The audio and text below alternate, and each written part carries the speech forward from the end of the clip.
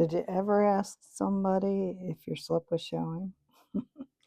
Or, do I have broccoli in my teeth? You can't see yourself sometimes very well. And I think of that when I think of this Psalm 26. So, good morning. This is Aunt Beth. Welcome to my lamppost. So, 3 verses in Psalm 26 stood out for me this morning, but all of that, the whole psalm, I'm going to include below in the more description. And as a safety tip, I've been fooling around with the channel and I did it bad. And I wiped out all the comments by accident for the past 2 months. So you might want to check and see if you're subscribed. I don't know how that's played with that. Anyway, Psalm 26, the first one that made me think, I have broccoli in my teeth. Or maybe peanut butter this morning because I had peanut butter toast for breakfast. It says, examine me, O Lord, and prove me, try my mind and my heart. I kept thinking, the Lord examines and tests us not so that he finds it out, but so that we find it out. It's pretty awful to go to a party with some broccoli in your teeth and you didn't know it and nobody told you. This is sort of a safety check.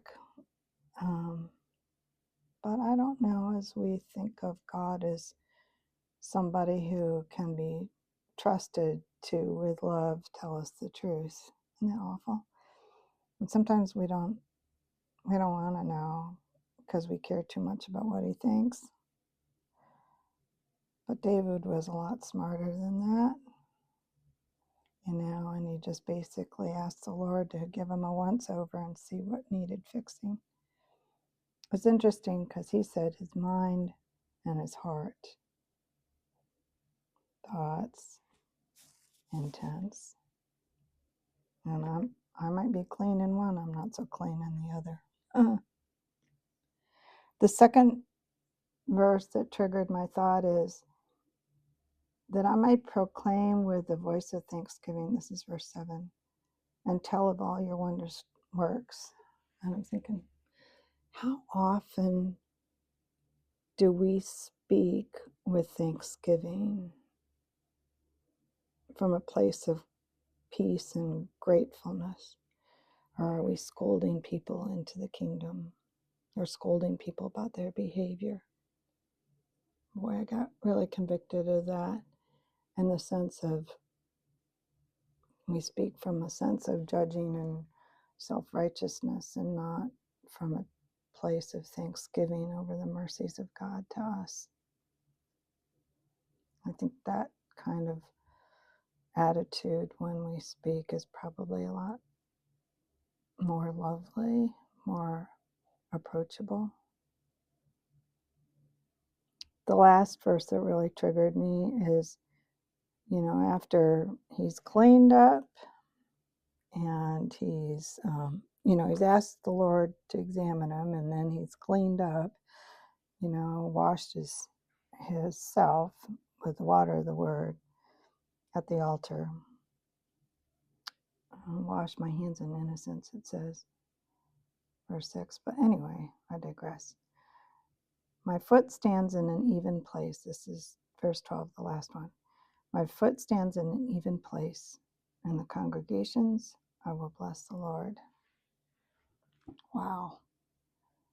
We don't think about how fabulous it is to have an even place.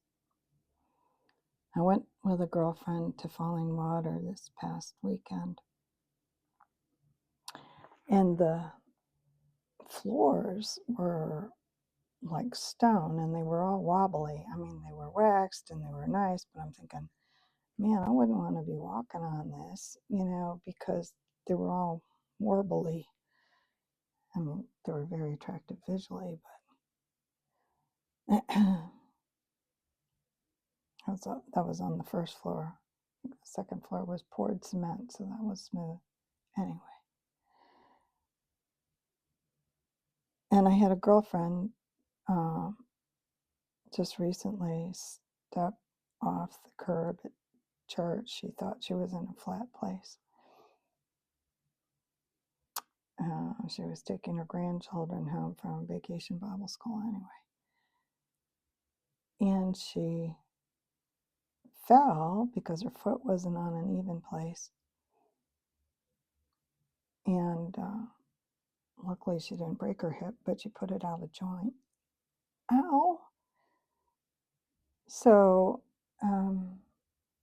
we don't often think about how fabulous it is to not have to worry about where you're standing, that it's an even place.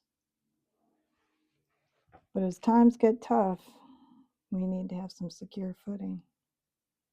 So, those are my thoughts as far as Psalm 26. And I hope this blesses you. Have a fabulous day. All God's best.